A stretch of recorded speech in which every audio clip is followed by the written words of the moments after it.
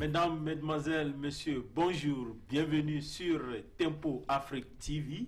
Vous êtes bien sûr dans l'émission Tempo Sport que vous présente votre fidèle serviteur Kwamivi Atisso. Aujourd'hui, nous allons parler des réformes au sein de la CAF, plus précisément au sein de l'organisation de la Coupe d'Afrique des Nations. Et nous avons la Coupe d'Afrique des Nations qui s'organise entre 16 équipes à la phase finale. Aujourd'hui, la CAF a porté le nombre de l'équipe dès 2019 au Cameroun à 24 équipes. Et ça ne se jouera plus comme d'habitude en janvier, mais ça se joue en juillet. Et puis, avant, pour organiser la Coupe d'Afrique des Nations, il faut 4 stades. Maintenant, le stade est porté à 6.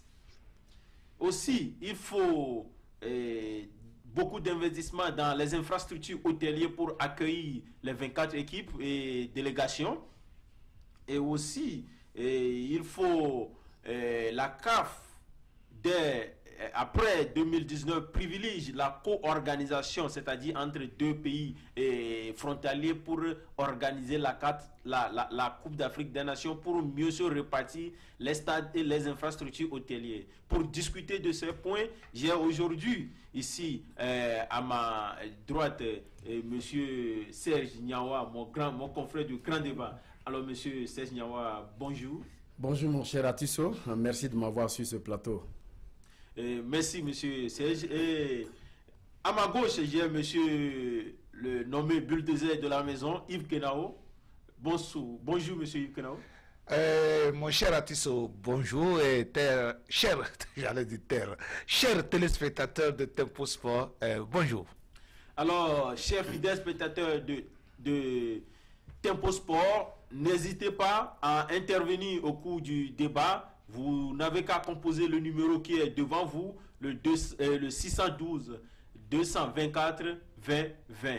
Alors, mes chers panélistes,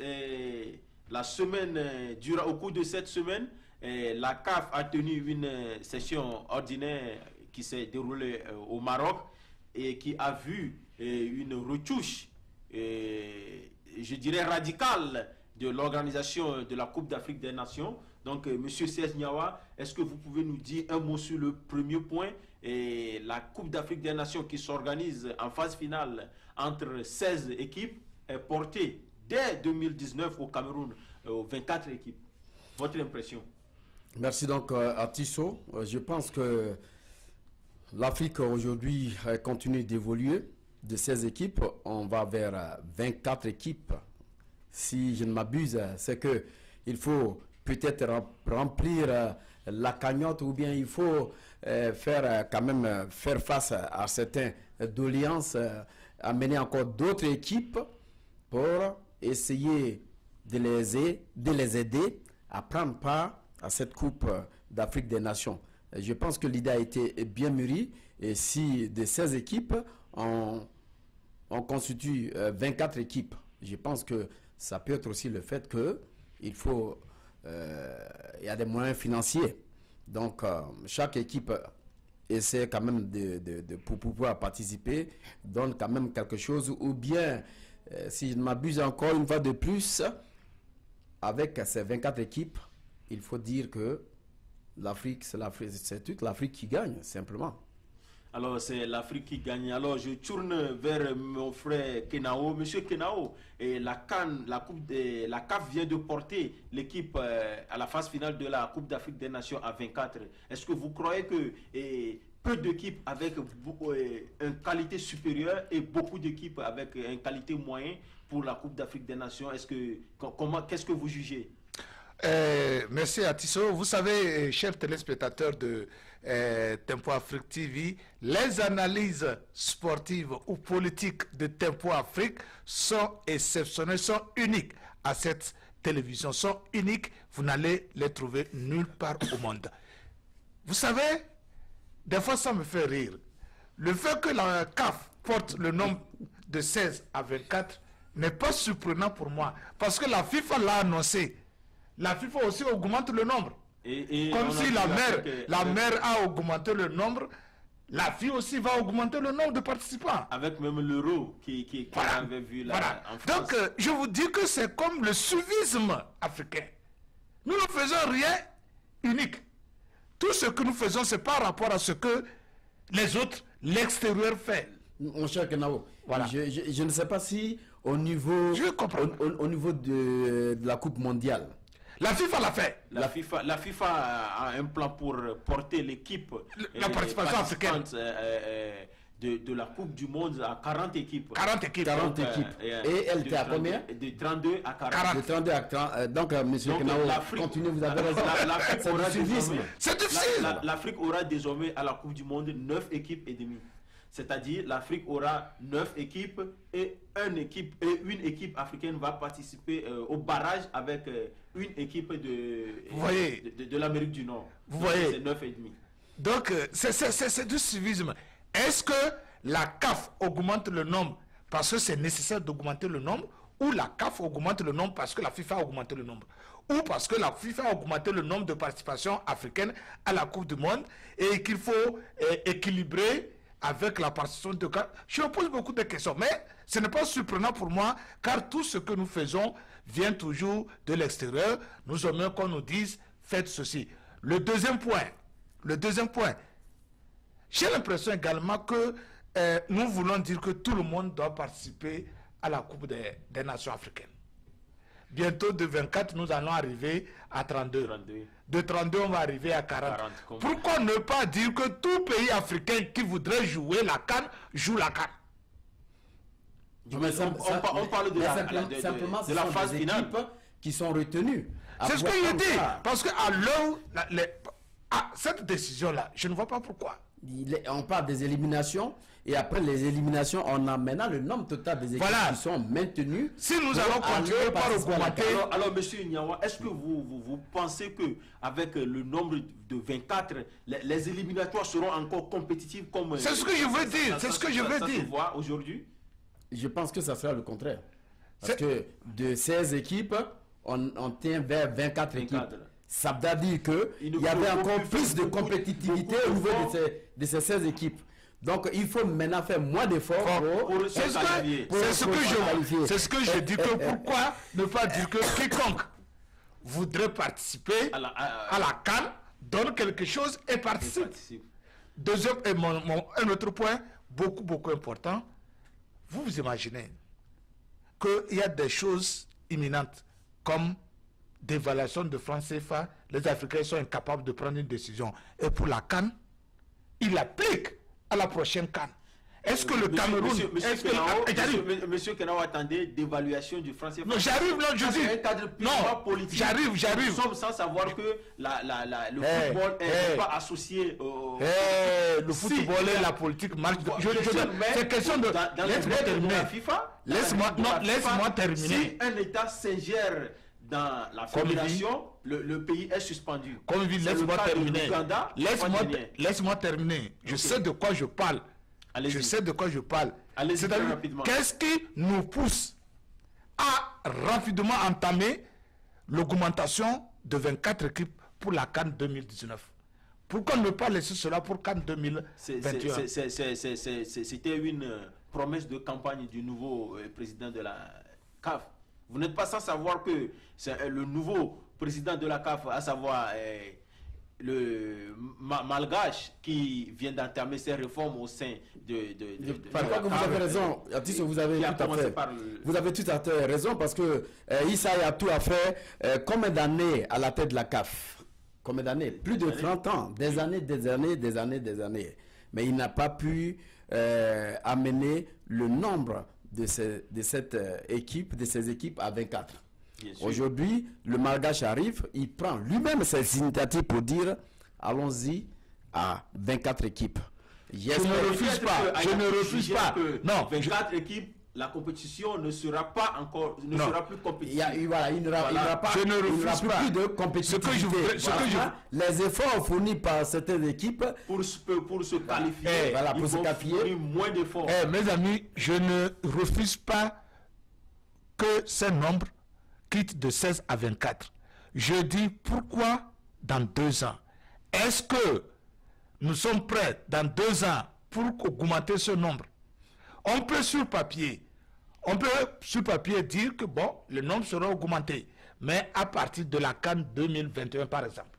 Comme ça, mais le pays organisateur de 2024... Ça, c'est votre conception. Le organisateur de 2024. Parce que nous avons vu la CAN du Gabon. Nous avons vu... Effectivement, ce que M. Kenao dit... Nous avons vu la CAN du Gabon, où les terrains, il n'y avait que des cailloux, partout, sur certains terrains. Oui, mais il faut dire qu'on ne devait pas aller jouer sur ce terrain. Parce que c'était un terrain qui n'était pas prêt. Hein? Mais on a forcé pour jouer. Voilà, c'est ce que je veux dire. On a forcé pour jouer, mais cette fois-ci, ce n'est pas du forcing. On commence plus tôt que prévu jusqu'à ce qu'on arrive. Bon, je pense qu'il a prévu un point. Comme ici, ça. Il faut noter que le Cameroun a déjà organisé la Coupe d'Afrique des Nations. Espérons que le Cameroun a des infrastructures pour accueillir les 24 équipes. Alors, sautons sur le point de la période de l'organisation de la CAN. Nous sommes sans savoir que la CAN s'organise en janvier, et ce qui cause un peu de problème au niveau du retour des joueurs expatriés. Et maintenant, la CAF juge de déplacer la CAN de janvier en juin-juillet, et ce serait une période de repos pour les joueurs des grands championnats en Europe. Alors, M. Yves Kenao, un mot sur l'organisation de la CAN en juin-juillet. Je partage le point de vue de l'organisation de la CAN en juin-juillet, pour simple raison que les pays africains n'auront pas à supplier l'UEFA de laisser les équipes venir jouer. Sur ce point, les joueurs africains qui évoluent dans le championnat européen. Voilà. Parce que des petits pays comme le Togo n'auront pas à supplier des grands clubs européens de laisser leurs joueurs arriver à Adebayor. Vous comprenez? C'est la période du repos. Adebayor rentre généralement à cette période-là à Lomé. Ça coïncide bien. Il va participer à la Coupe des Nations s'il veut, sans même demander à son club titulaire. Voilà.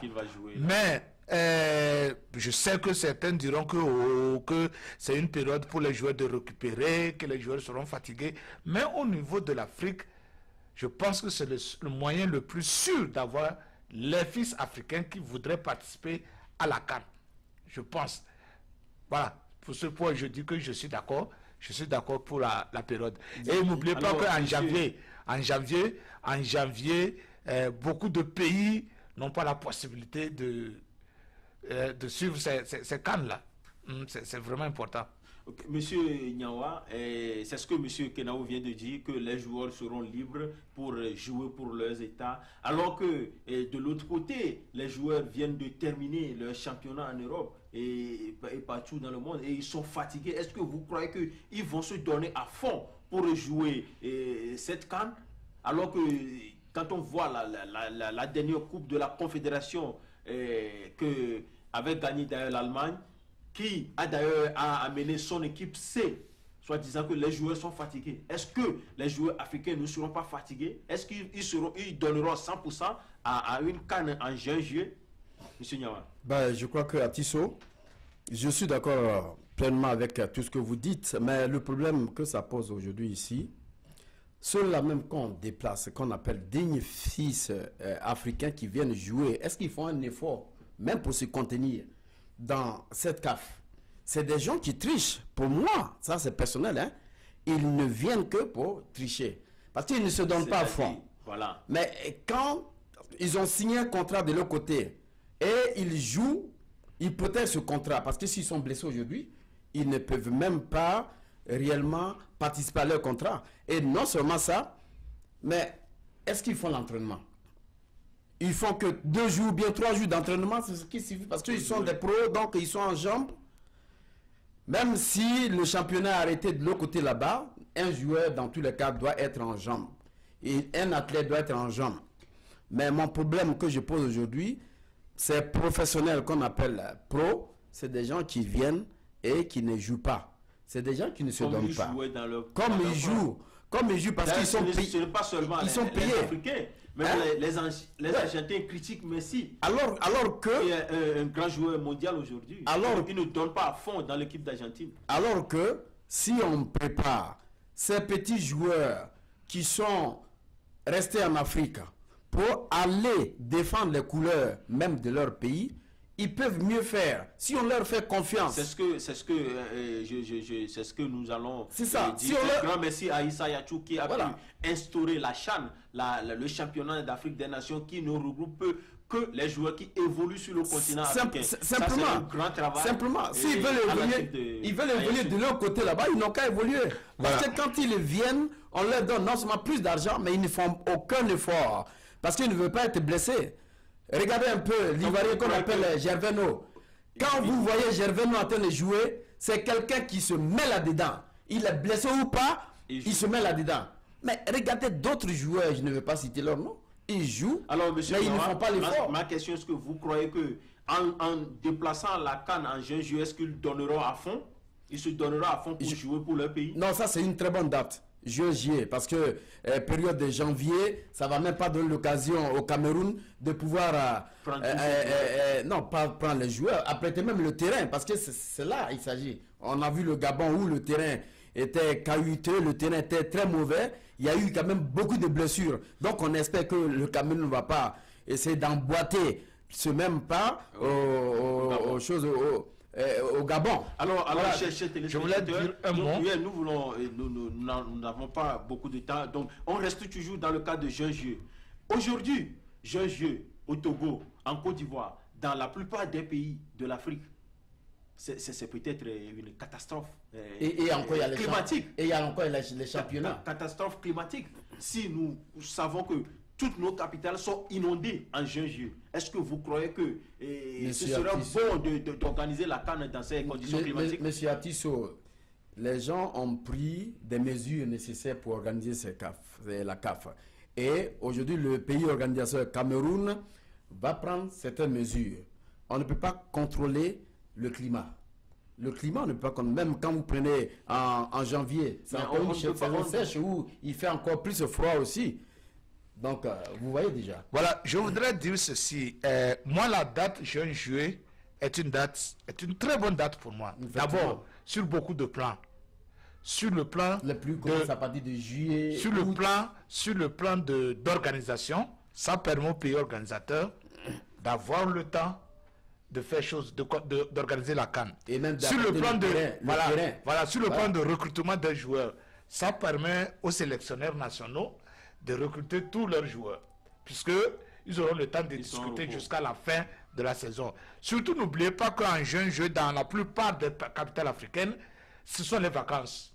Les élèves, les étudiants sont à la maison. Ils seront beaucoup plus libres d'aller au terrain plutôt que durant le mois de janvier, février, quand ils ont encore des cours à faire. Qu'est-ce que vous disiez à propos de la pluie, de l'inondation de la plupart de nos capitales en juin? Voilà, je pense que les organisateurs ont tenu compte de ce facteur-là et ils se sont dit qu'il n'y aura même pas d'inondation. Parce que les terrains ont été construits. Les terrains ont été construits pas dans les bas-fonds, mais non, je ne parle pas seulement du terrain. Parce que à Lomé aujourd'hui, voilà, je te dis que tu sais, le Mercure Sarakawa pour aller au stade de Kéré, tu dois travailler toute une. Voilà, je vais te dire. On ne va pas aller jouer à Lomé. Les équipes prennent leur comment on appelle engagement pour être. Pour être là, Atisso, entre juin et puis juillet. Monsieur donc, Atisso, ça ne pose aucun problème. Monsieur Atisso, les capitales sont souvent inondées. Monsieur Atisso, nous sommes africains. Vous n'êtes pas sans savoir que cette année, il avait eu 15 mots en Côte d'Ivoire. Oui, mais Monsieur Atisso, Cameroun, mon cher. Monsieur Atisso. Non, je ne dis pas qu'en 2019. Donc, Monsieur Atisso, les prochaines équipes Monsieur Atisso, est-ce qu'il n'y a pas inondation en France? Il n'y a pas inondation en France. Quel est le problème que ça pose? Il n'y a pas inondation en Italie. Il n'y a pas inondation. C'est celui de Lomé. C'est la même chose. S'il y a inondation, les organisateurs, si c'est par hélicoptère ou c'est par avion, on va les prendre pour les mettre sur le terrain en jeu, ils vont jouer. C'est l'essentiel. Je pense qu'il n'y a même pas de problème d'inondation. Non, il n'y a pas eu même pas d'inondation. Voilà. Il n'y a pas de d'inondation. Au niveau de l'Afrique, on a toujours 3 saisons. Hein, la saison sèche, la saison pluvieuse, depuis quelle encore si c'était la petite saison. Bon, on appelle la petite saison. Donc, on n'aura pas cette saison pluvieuse comme tu l'attends. Juin-juillet, je pense que c'est encore. C'est pas encore bien. Voilà, évoluons. Maintenant, nous allons parler de la co-organisation. La CAF prévoit que si un seul pays ne peut pas organiser et manque d'infrastructures, il peut co-organiser la Coupe d'Afrique des Nations avec un autre pays. On a vu au Gabon et en Guinée équatoriale, et on avait vu aussi au niveau du Nigeria et du Ghana. Du Nigeria et du Ghana, la co-organisation. Donc, comment est-ce que vous concevez ça, mes chers panélistes? Moi, en toute honnêteté, moi je ne parle même plus de co-organisation. Il va falloir qu'un jour la CAN arrive à prendre une décision ferme pour permettre à chaque pays africain d'organiser une fois dans son existence la CAN. Je m'explique. La CAN se tourne entre les mêmes pays. Égypte, Tunisie, Cameroun, Sénégal, Gabon, Cameroun, Côte d'Ivoire. Ça fait comme ça, Nigeria, c'est toujours les mêmes pays. Pourquoi ne pas dire que pour une CAN à venir, une CAN de 2021 ou de 2023, qu'on choisisse 4 ou 6 pays africains, des petits pays. Vous comprenez? Des petits pays, on donne un groupe à un pays. On donne un groupe à un pays. On donne un groupe à un pays. C'est-à-dire que si on dit le groupe 1 joue par exemple en Gambie, le groupe 1 joue en Gambie. Gambie organise une partie de cette CAN pour les matchs du groupe 1. Un petit autre pays comme Sao Tomé, comme le Togo, le Bénin, ils prennent des groupes comme ça. Et on se dit que les demi-finales se joueront dans le principal pays organisateur. Les demi-finales et les finales. Vous allez voir que le Togo, un jour, dira dans sa vie qu'il a organisé la Coupe et la CAN. Le Bénin dira qu'il a organisé la CAN. Le Togo a déjà organisé la Coupe d'Afrique de moins de 20 ans. Nous parlons de la CAN. Nous parlons des grands. Maintenant, co-organisation, on a dépassé ça. On a toujours organisé co-organisation. Je pense qu'on doit aller un peu plus au-delà pour que les petits pays là. Vous suggérez pour un super co-organisation. Des petits pays là. Petits pays. Je pense que parce que des pays comme le Togo, Sao Tomé là n'auront jamais la chance d'organiser. Voilà. Que quand on voit la CEDEAO, c'est quelque chose qui est tournant. Voilà. Est aujourd'hui président de la CEDEAO, je pense. Je ne sais pas. Donc, c'est quelque chose qui est tournant. Donc, si on peut le faire aussi, une organisation tournante, ça peut aussi marcher. Parce que s'il faut dire, c'est en Égypte, on doit organiser parce que là-bas, il y a beaucoup d'infrastructures. Ça leur permet de pouvoir penser que les petits pays aussi ont besoin d'être développés. Voilà. Donc, quand on fait cela, quand on abrite ce genre d'événements dans ces petits pays, ça leur fait aussi cette possibilité d'apprêter leur développement. Ces petits pays participent. Ces pays, comme le Togo avait organisé les sécurités maritimes. Voilà. Ces petits pays participent à l'élimination. Pas de faire ça de manière artificielle. Voilà. Tu sais, ce que je voulais dire. Je sais que les responsables de la CAF sont en train de nous voir et ils vont prendre en compte. Ce qui est intéressant, ce qui est important, vous imaginez que l'éliminatoire de la CAN ne se fait pas pour une zone seulement. On le fait parmi tout le monde. Toute l'Afrique. Et maintenant, on demande à ces petits pays-là d'avoir les mêmes infrastructures pour les éliminatoires comme les grands pays. Maintenant, pour organiser la CAN, on les élimine parce qu'ils sont petits. Non. Il faut quand même revoir cette co-organisation. On doit privilégier ces petits pays. Je pense bien. Je vais amener un sujet qui n'est même pas dans l'introduction. Ouais. Et vous n'êtes pas sans savoir qu'il est organisé depuis hier en Côte d'Ivoire les jeux de la francophonie. Donc, ce qui se déroule, plus de 5000 athlètes venus des pays de la francophonie qui parlent le français sont en Côte d'Ivoire, alors que la fin de la semaine dernière, il avait eu des grognes d'armes et même un gendarme tué en Côte d'Ivoire. Pensez-vous que ces jeux se tiendront en bonne et due forme, M. Niawa? Mon cher Tissot, non seulement vous avez parlé de la grogne des armes, mais aussi l'école de la police a été... C'est de ça l'école de la police a été attaquée. Et d'après eux, comme ce n'est pas la politique que nous allons faire ici, sinon c'est un sujet qui est là. Voilà. Donc ce qui est important, on va arriver tout à l'heure là-dessus, avec les 4 cancres même qui font qu'il y a un blocage au niveau de l'Afrique de l'Ouest. Revenons rapidement dans le ciel de notre émission. Donc, pour dire que jeu de francophonie, mais quand vous voyez jeu de francophonie, on est encore, on continue encore d'être endetté, on continue encore. Mais je pense que pour ceux qui ont regardé, parce que moi je ne suis pas, mais pour ceux qui ont regardé, ils disent que le terrain est complètement vide et que on ne sait pas si c'est la franco-zébie ou bien c'est pas francophonie. Donc, si vous voulez organiser le jeu de la francophonie, il faut vraiment prendre le temps. On ne doit pas prendre sur soi cette précipitation. Et il ne faudrait pas qu'on confonde vitesse et précipitation. Vous avez organisé quelque chose, il faut vraiment être sûr de cette organisation. Merci, M. Nyawa. Alors, M. Yves Kenao, en même temps, votre dernier mot et un conseil aux joueurs africains pour les CAN à venir. Voilà, je dirais simplement que je suis fatigué entre nous, entre nous Africains. Nous ne pouvons pas dire que je ne veux pas, je ouvre cette parenthèse, nous ne pouvons pas parler de la libération de l'Afrique. Nous ne voulons pas parler de couper, de la coupure du cordon ombilical en continuant par parler de la francophonie, de l'anglophonie ou de la xénophobie ou bien de quoi. Nous devons être sérieux. Si nous voulons couper le cordon ombilical, coupons-le. Quand c'est cette comédie de jeux francophonie, de jeux quoi, je préfère qu'on parle de jeux africophonie. Je préfère ça, si ça existe. Des jeux entre les Africains. Plutôt que de parler, quand on parle de la francophonie, vous arrivez là, ce sont les Africains que vous retrouvez. Mais on colère ça de choses de francophonie, je n'aime pas ça. Mais je crois qu'on va en parler. Je n'aime pas ça. Bon, parce que je dirais tout simplement que le jeu tel qu'il se déroule, je ne l'ai pas vu, mais j'espère qu'il va se dérouler dans de bonnes conditions et que la paix va régner durant ce temps de ces jeux francophonie. Pour les joueurs africains, je voudrais tout simplement dire que la période de juin-juillet pour la CAN de 2019 est une bonne période. Que lorsqu'ils vont revenir, qu'il n'y a plus d'excuses pour dire que non, j'ai un match la semaine prochaine que je ne peux pas bien jouer, je ne peux pas me donner à fond. Et quand ils vont retourner dans leur pays, il faut qu'ils reconnaissent que ce sont ces couleurs-là qu'ils ont portées et que les pays européens les ont vues pour les acheter.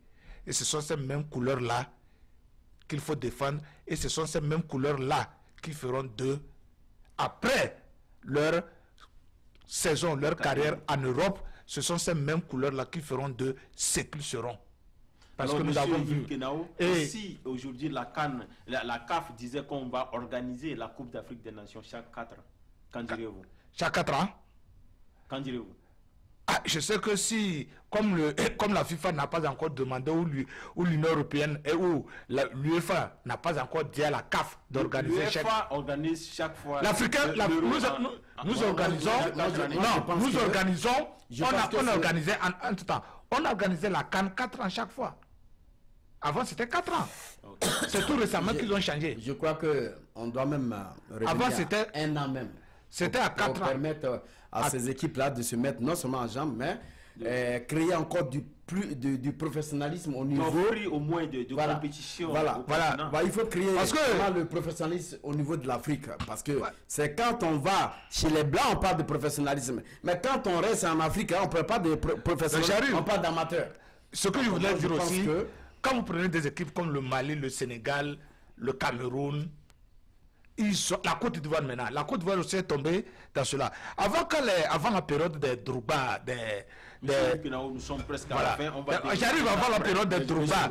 Monsieur Nyawa n'a qu'à donner ce dernier mot. Monsieur, ce que je disais, c'est vraiment important. Oui, je sais, mais si vous coupez, ça n'a pas un sens. Ok, vas-y, très rapidement, 15 secondes. Je disais aux Africains que lorsqu'ils reviennent, j'ai vu les Drogba, l'équipe de Drogba, quand ils jouaient, la Côte d'Ivoire allait toujours en avance. Depuis qu'ils sont devenus professionnels, ils ne se donnent pas à fond. J'ai vu les Roger Mila. Quand Roger Mila les jouait, le Cameroun gagnait toujours. Mais la nouvelle génération s'est dit qu'elle a plus à donner à l'Europe qu'en Afrique. Et c'est ce qui fait que nous n'évoluons pas en Afrique. Qu'ils reviennent en Afrique d'abord Afrique, et puis ensuite le reste. Et je voudrais profiter de l'occasion pour dire aux téléspectateurs de Tempo Afrique que l'United African Soccer Club de Minnesota organise un grand tournoi du 5 août au 2 septembre 2017 ici à Minneapolis. Il y a l'équipe de Djibouti qui participe, il y a l'équipe du Togo, l'équipe de Gambie, l'équipe de la République démocratique du Congo. Nous vous invitons tous à faire le déplacement nombreux le 4 août prochain pour le match d'ouverture. Merci. Le 5 août, plus précisément, le 5 août prochain pour le match d'ouverture. Merci. Alors, M. Ignawa, votre mot de fin et un conseil aux joueurs africains. Merci donc à mon cher Atisso.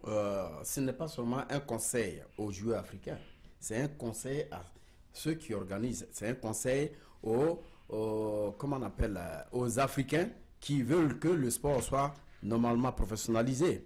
Parce que tout à l'heure, vous avez parlé de la Côte d'Ivoire, où M. Kenawa a dit que les joueurs, ça ne va plus, mais quand on confond vitesse et précipitation, c'est grave. Ça veut dire que la politique prend le dessus sur le sport dans tous les pays que je vois maintenant.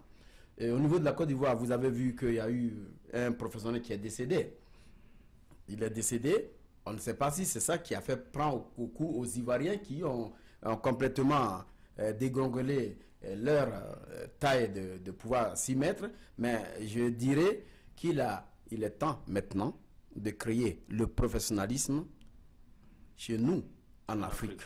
C'est tout simplement. Ce n'est pas en allant chez les Blancs, sinon en allant à l'extérieur qu'on a seulement du professionnalisme. Il faut le créer dès maintenant, former les équipes. Il y a des écoles de football qu'il faut encore, je sais que ça a été créé, mais il faut encore mettre beaucoup d'argent dedans. Il faut intéresser ces gens-là à créer ces professionnels. Vous voyez aujourd'hui, tous ceux qui jouent au niveau de la Côte d'Ivoire et qui sont professionnels de l'autre côté là, ils sont partis de ces écoles professionnelles. Donc il faut encore professionnaliser ces écoles sportives.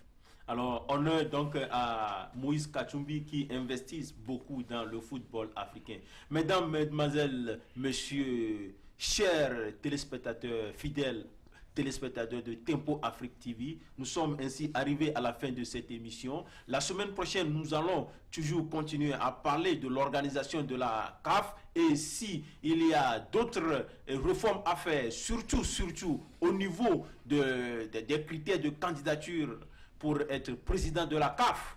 Donc, vous êtes sans savoir qu'aujourd'hui, pour être candidat à la présidence de la CAF, il faut faire partie du comité exécutif de la CAF. Ce qui pénalise... Il faudrait un grand joueur. Voilà. Ce qui pénalise les acteurs qui ont envie de déposer leur candidature pour la CAF. Et aussi, nous voulons avoir des grands joueurs, des anciens joueurs venus postuler au poste de la présidente de la CAF. Et il ne faudrait pas que ça soit aussi politisé. Parce qu'on a vu que la politique est complètement c'est ça. Mes chers téléspectateurs, fidèles aux téléspectateurs de Tempo Afrique, de Tempo Sport, et sur ce, nous allons quitter. Mais je vous retrouve la semaine prochaine. Mais jusque-là, portez-vous bien, gardez-vous bien, surtout gardez l'esprit libre et positif. Restez câblés sur nos émissions. Je pense que après cet Tempo Sport, ce grand débat qui sera là, restez câblés pour suivre le grand débat. Au revoir et bye bye.